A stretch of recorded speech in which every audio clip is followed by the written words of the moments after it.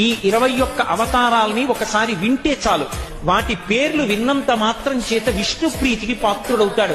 వేరొక్కసారి జాగ్రత్తగా వినండి.